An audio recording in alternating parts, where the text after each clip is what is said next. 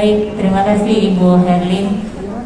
Hadirin sekalian, tadi penyampaian Ibu Herlin untuk makalah beliau. Sebenarnya saya juga lagi asik dengerin Ibu tuh, baru kayaknya gak berasa waktunya Bu. Pengen dengar yang lebih banyak. Tadi beberapa poin yang Ibu sampaikan seperti bisa yang harus dijamin adalah menghadap notaris.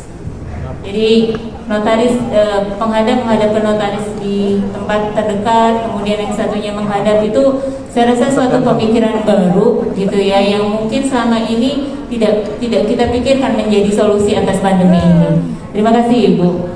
Berikutnya Pak Winanto sudah bergabung. Ya Pak Win, mohon maaf karena dikejar-kejar waktu.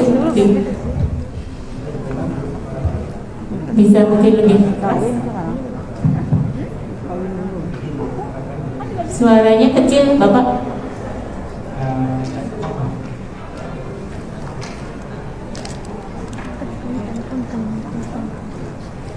Ya, sambil. Ya, Pak. Ya, terdengar. Baik. Ya.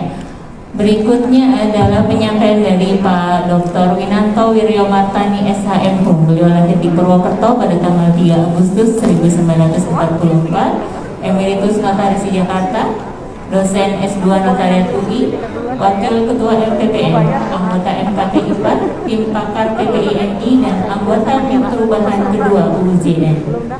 Ya, itu adalah Pak Winanto yang saya rasa semua notaris dan bahkan rekan-rekan teman-teman calon notaris juga sudah mengenal beliau gitu ya, sebagaimana kita mengenal Bu Herlin dan juga Pak Udin. Untuk mempersingkat waktu, mangga Pak Winanto 30 menit ke depan saya persilakan Bapak untuk menyampaikan pemaparan. Baik, terima kasih para peserta webinar yang kami hormati. Assalamualaikum warahmatullahi wabarakatuh. Salam sejahtera bagi kita semua. Om Swastiastu, Namo Buddhaya, salam kebajikan. Izinkan saya menyapa dalam bahasa Sunda, Umaha Damang, Bugia, Tadayana, sehat selalu. Bapak dan Ibu sekalian, izinkan saya menyampaikan mengenai kemana UJN ini ataupun jabatan notaris. Kita mengetahui bahwa undang-undang jabatan notaris ini adalah undang-undang yang menggantikan undang-undang yang lama sudah 144 tahun, yaitu Undang-Undang Zaman Hindia Belanda Statblad 1860 nomor 3. Setelah 144 tahun dipandang perlu, kita harus membuat undang-undang yang bersifat nasional. Nah, oleh karena itulah maka dikeluarkanlah Undang-Undang Jabatan Notaris tahun 30 tahun 2004 yang mulai berlaku 6 Oktober 2004. Dan undang-undang ini disempurnakan dengan Undang-Undang 2 tahun 2014.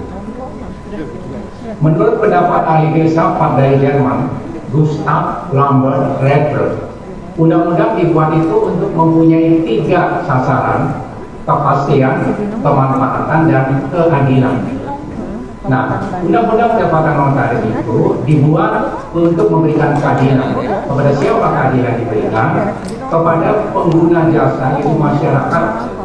Sebagai pengguna jasa membuat akta otentik dilindungi, jangan sampai akta yang dibuat itu dapat kesalahan yang bisa menimbulkan kerugian. Karena dalam keadaan kerugian yang ditimbulkan masyarakat, akibat hukumnya notaris membuat kesalahan bisa dibuat karena sengaja dan tidak sengaja. Teori mengenai malpraktek, malfeasance, ya, ketidaksengajaan karena ketidaktelitian. Notaris membuat akta tidak teliti akan berakibat juga masalah. Nah, kerugian yang ditimbulkan daripada jabatan notaris yang menyimpang pada dasarnya dapat dibagi. Kerugian, kesalahan yang bukan kerugian, ada tuntutan perdata. Dan kita tahu di dalam KUH Perdata ada pasal 1967. Daluarsa tuntutan perdata 30 tahun. Saya ulangi lagi, tuntutan daluarsa gugatan perdata 30 tahun. Kalau notaris usia 64 tahun membuat akta, kemudian sudah diperpanjang masa bakti sampai 67. Kalau kasih panjang umur sampai umur 94 masih tetap bisa digugat. Makanya di dalam hal ini notaris di dalam menjalankan jabatannya dapat mungkin apa yang dibuat itu harus sempurna, ya, jangan sampai kesalahan. Nah, apa yang gugatan yang kedua akibat hukum yang terjadi? Yaitu tuntutan pidana. Tuntutan pidana bisa terjadi kalau notaris melanggar pasal-pasal KUH pidana. Apa pasal-pasal yang sering dipanggil oleh polisi? Satu, pasal 263 dan 264 soal pidana. Apa sih isinya? Barang siapa membuat akta otentik palsu dikenakan pidana kurungan 8 tahun penjara. Pertanyaannya, ada nggak notaris sampai dikenakan ini? Jawabnya ada, dan sudah masuk lembaga pemasyarakat, istilahnya warga binang. Kenapa? Karena notaris kerjasama dengan karyawan bank membuat perjanjian kredit fiktif sehingga bank dirugikan 80 miliar rupiah. Ya, ada perjanjian kredit tidak ada minta, memang fiktif. Otomatis notarisnya termasuk pihak yang pasal 23, 264. Kemudian ada pasal apa lagi? 266 kalau tidak. Apa 266? Barang siapa memberikan keterangan palsu dalam akta otentik diancam pidana hukuman 7 tahun penjara. Apa notaris bisa kena? Kalau notaris bekerja sama dengan pihak ketiga, biro jasa. Yang membuat akte semua kantor biro jasa. Yang membacakan sebagai biro jasa. Selesai semua tinggal diserahkan sore-sore ke kantor notaris dikasih nomor. Nah, kalau jadi masalah, maka otomatis notaris bersangkutan itu dikenakan pasal 266. Seperti tadi dikatakan pasal 16 M Undang-Undang 2 2014, notaris wajib membacakan akte di hadapan para pihak. Junto 4 ayat 1 harus ditandai seperti ini membacakan pegawai kantor notaris ini. Nah, dalam hal ini otomatis tanggung jawab notaris tidak bisa lari dengan berlindung di bawah sumpah jabatan. Menurut Profesor Muladi, guru besar pidana mantan Menkumham, di dalam sambutan Kongres PNI mengatakan hak ingkar notaris gugur kalau terbukti notaris menjalankan tindak pidana. Jadi nggak bisa kita berlindung dengan saya tidak mau menjelaskan. Nah, kemudian apa pasal-pasal yang lagi dikenakan? Pasal 374 KUH pidana. Barang siapa melakukan penggelapan dalam jabatannya, jadi maka sebagai jabatannya dikasih titipin uang untuk bayar BPKB, pajak, bukan dibayarkan diberikan untuk pembelian mobil, diancam pidana 5 tahun. Nah, Bapak dan Ibu, ada juga pasal 55 ayat 1 KUH pidana ikut serta dalam tindak kejahatan di hukum pidana. Kalau Bapak dan Ibu perhatikan, di dalam pasal 4 Undang-Undang Jabatan Notaris ada kalimat notaris wajib mematuhi undang-undang jabatan notaris dan undang-undang lain. Lagi, notaris wajib mematuhi UJN dan undang-undang lain. Apa undang-undang lain? Undang-undang yang berkaitan dengan jabatan notaris, terutama yang akhir-akhir ini sering digunakan, yaitu mengenai undang-undang TPPU, tindak pidana pencegahan pencucian uang, Undang-Undang 8 2010, Peraturan PP-nya 43 2015. Ada Undang-Undang Nomor 9 2013, tindak pidana pencegahan pendanaan korupsi. Di dalam Undang-Undang TPPU ada 3 pasal yang diperhatikan oleh ini. Pasal 3 dan pasal 4 mengatakan barang siapa ikut aktif melakukan pencucian uang dipidana 20 tahun penjara dan denda 10 miliar.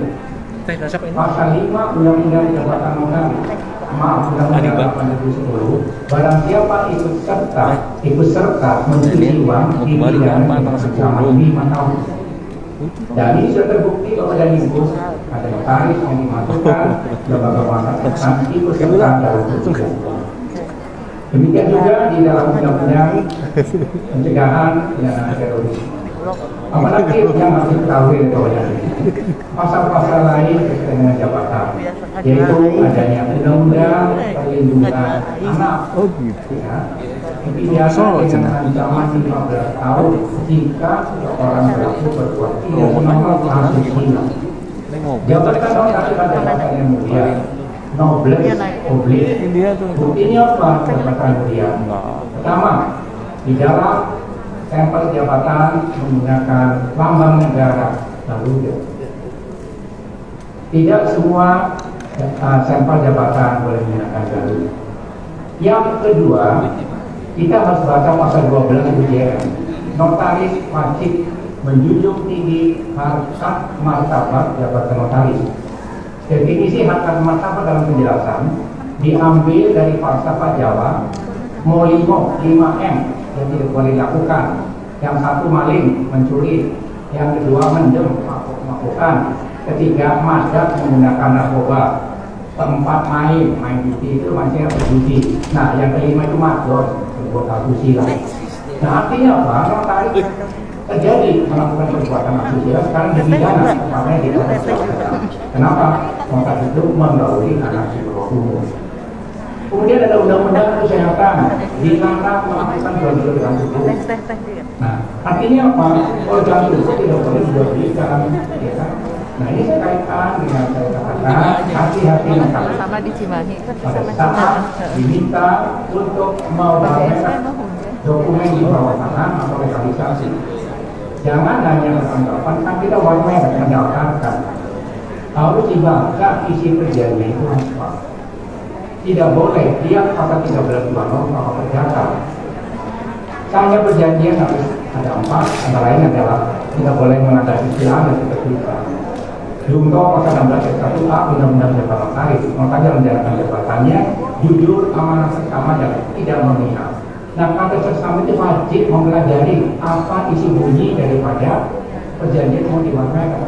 Kalau itu bertentangan dengan 1320 wajib ditolak.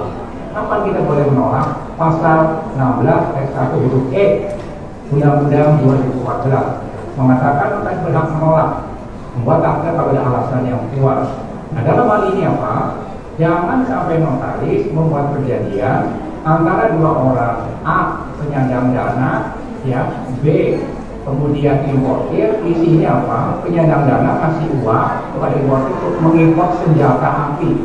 Ini jadi masalah tadi. Yang bawah tanah di luar merek karena senjata api warna hitam tidak boleh importir sembarangan senjata api. Nah ini salah satu contoh.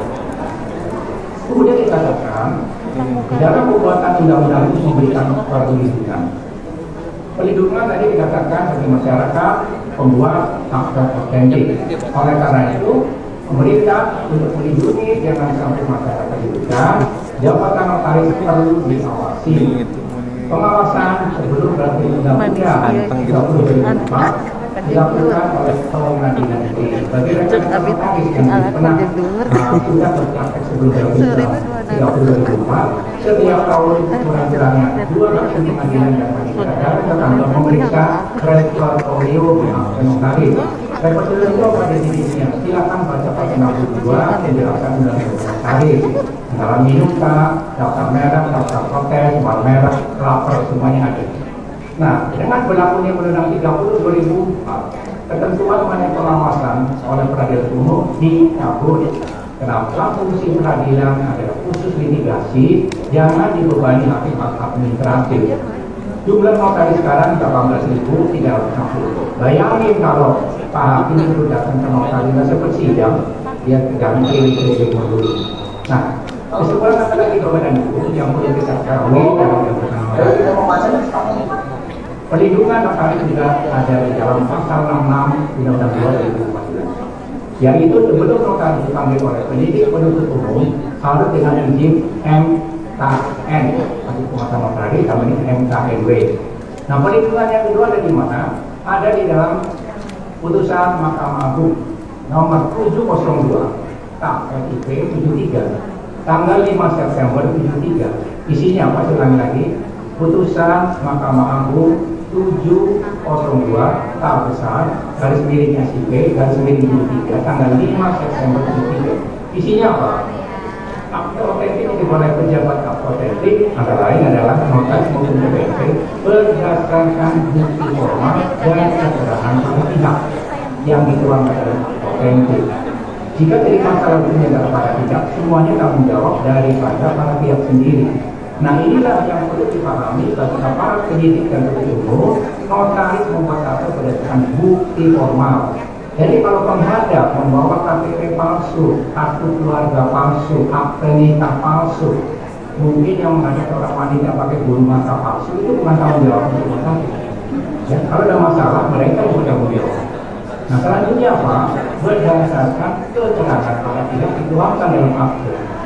Artinya apa? Para pihak menerangkan dalam akte transaksi sudah selesai dibayar lunas. Padahal tukang kita menjaga timbul masalah. Ini bukan tanggung jawab pada notaris. Saya memberikan ilustrasi penjelasan. Notaris bahwa akan berdasarkan bukti formal.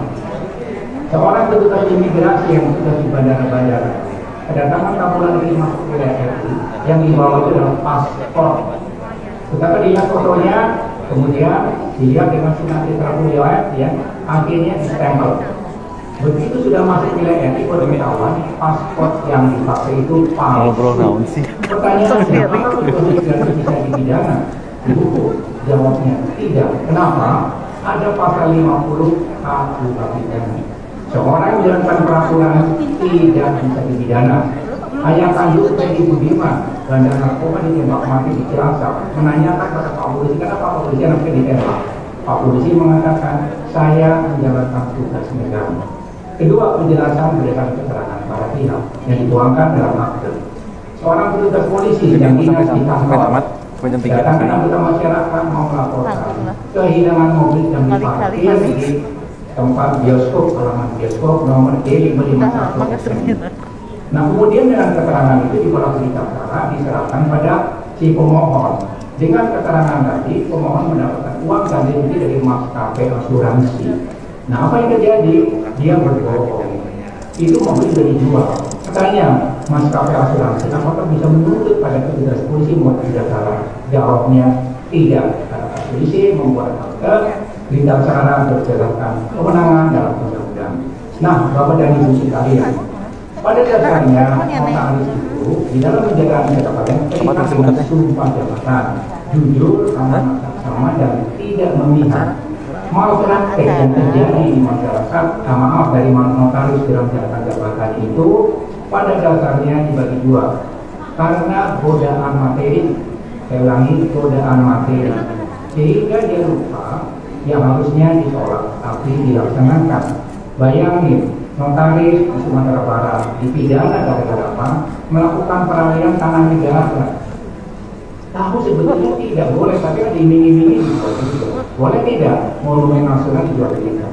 Ini salah satu contohnya. Yang kedua, karena ketidaktelitian dan ketidaktahuan peraturan yang melarang. Nah, ini salah satu terjadi menyebutkan praktik. Kembali kita mengatakan mau kemana UJN masa depan. Kita tahu bahwa undang-undang selalu diadakan penyempurnaan dalam rangka mengantisipasi perkembangan daripada ketentuan yang berlaku di masyarakat. Undang-Undang 30 2004 disempurnakan dari Undang-Undang 2004. Kenapa? Karena dengan berkembangnya kejahatan dilakukan oleh aktor intelektual, white collar crime, itu orang-orang kejahatan dengan teknik idealisasi yang sangat tinggi. Contoh, penghadap sebagai debitur sudah tanda tangan perjanjian kredit di depan notaris, di depan petugas kami. Begitu kredit macet, dia mengatakan ini bukan tanda tangan saya.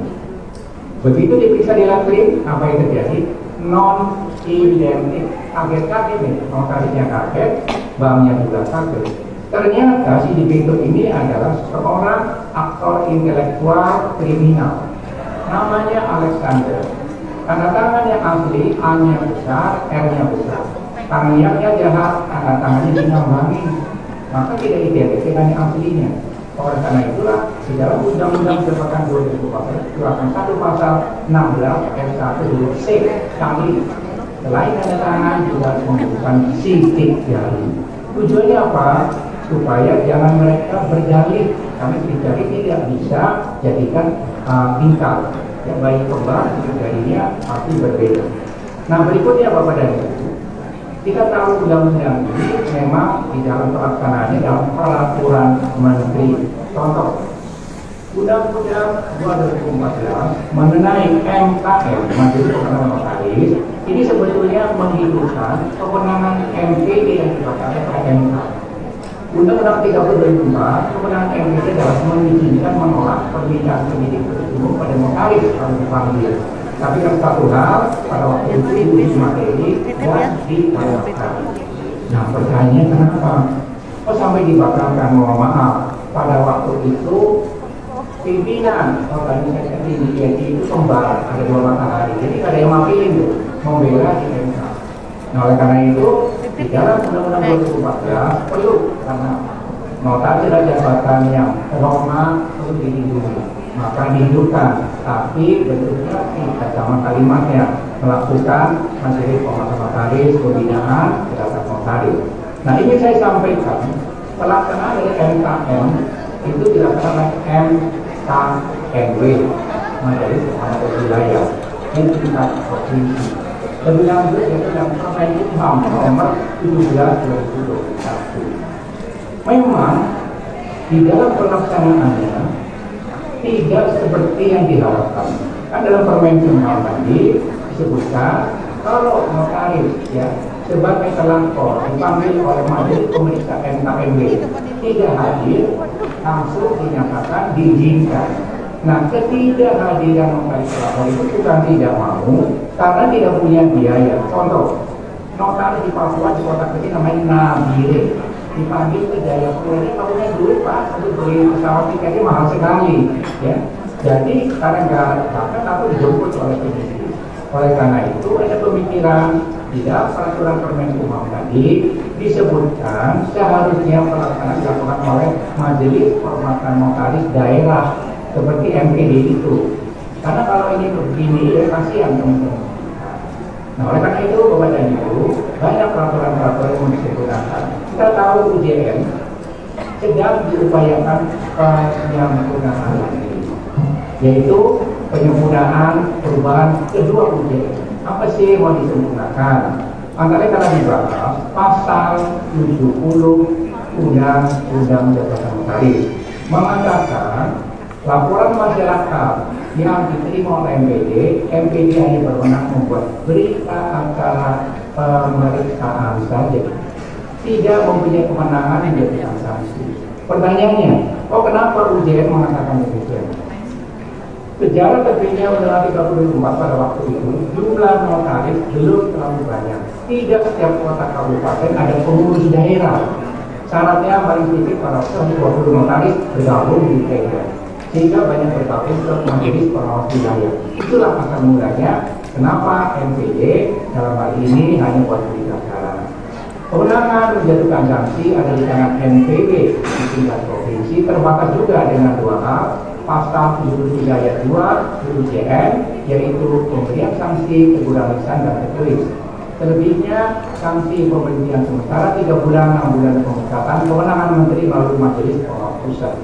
Bapak dan Ibu sekalian, ketentuan pasal 20 ada rencana untuk diubah, yaitu MPD diberi kewenangan menjatuhkan sanksi jika MPD sebagai ujung tombak begitu menerima permohonan dan tidak ada alas hukum langsung menolak, selesai, tidak usah kembali ke MPW ataupun MPP. Yang kedua adalah pasal 8 UJN dan dirubah juga. Apa perubahannya? Masa jabatan notaris 95 akan diubah menjadi 70 tahun. Apa pertimbangannya? Di Eropa notaris di Prancis, Belanda, Jerman, Italia sudah 70 tahun semua. Dan masa jabatan ketua MA sudah 70 tahun. Nah yang ketiga masih dikerjakan, yaitu pasal 3 UUJN. Pasal 3 mengatakan seorang MKM telah melakukan penyelesaian pendidikan MKM dan sudah makan 2 tahun boleh mengajukan permohonan untuk diangkat notaris. Nah ada pemikiran ketentuan ini harus disempurnakan. Pertanyaan kenapa harus disempurnakan? Jumlah pendidikan program notaris sekarang 21 negeri, 19 swasta, total 40. Secara teknis tidak ada masalah. Asal hasil akhir pendidikan itu menghasilkan MKM yang betul-betul bermutu dan dapat dipertanggungjawabkan. Nah, beberapa pemantauan banyak penyelenggara pendidikan program notaria yang mengadakan kelas-kelas eksekutif. Seminggu hanya sekali kuliahnya 5 jam, kalau dikasih gelar MKM. Ibarat sekolah nyetir mobil belum bisa dikasih SIM, dikhawatirkan nabrak sana nabrak sini. Maka dalam usulan itu akan diusulkan harus melalui ujian lagi dilakukan oleh pemerintah. Ya, ini yang sebagai salah satu faktor-faktor yang perlu disampaikan pada seminar pada kesempatan ini. Simpulan, Sepanjang notaris menjalankan jabatan sesuai dengan sumpah jabatan, maka akan dijauhkan dari masalah hukum. Sebaliknya, kalau notaris menyimpang daripada sumpah jabatan, maka berakibat masalah-masalah yang bisa menimbulkan beban, ya, kalau tidak perdata bisa pidana. Sehingga dengan demikian diharapkan para rekan-rekan notaris, khususnya ALB yang ikut dalam program webinar ini, pada saat nanti menjadi notaris, jalankanlah jabatan notaris itu dengan benar dan jujur. Sering ada pertanyaan dari siswa-siswa saya waktu saya mengajar, apakah nanti setelah saya diangkat notaris masih bisa mendapatkan penghasilan dari jabatan notaris? Saya jawab pasti dan bisa, karena kebutuhan pembuatan akta otentik masih banyak diperlukan dari 220 juta penduduk Indonesia. Hanya yang penting, ibarat seorang dokter akan dipercaya banyak pasien kalau prakteknya benar dan dapat dipertanggungjawabkan. Kalau dokternya prakteknya nggak benar, itu promosi supaya jangan berobat ke dokter. Demikian notaris. Kalau mau bikin akte sering bermasalah, dari mulut ke mulut jangan ke notaris itu, karena sering bikin masalah. Oleh karena itu, selama tidak menjalankan jabatan dengan jujur dan benar, tidak khawatir. Yang mempromosikan itu adalah klien-klien kita untuk pergi ke kantor kita. Demikian Bapak dan Ibu, ini yang disampaikan. Kurang lebihnya mohon maaf. Wassalamualaikum warahmatullahi wabarakatuh. Waalaikumsalam warahmatullahi wabarakatuh. Terima kasih banyak pemaparan Bapak Dr. Winanto Wiryamartani. Pak Win mengingatkan kita, terima kasih, dan memang selalu kalau Pak Win menyampaikan ini selalu isinya banyak nasihat ya Pak. Mengingatkan kita jangan sampai melakukan penyimpangan, atau kalau Pak Win suka pakai istilahnya malpraktek ya Pak, karena penyebabnya baik karena godaan materi maupun karena ketidaktelitian dan ketidaktahuan gitu ya Pak Win. Terima kasih penyampaiannya Pak Winanto.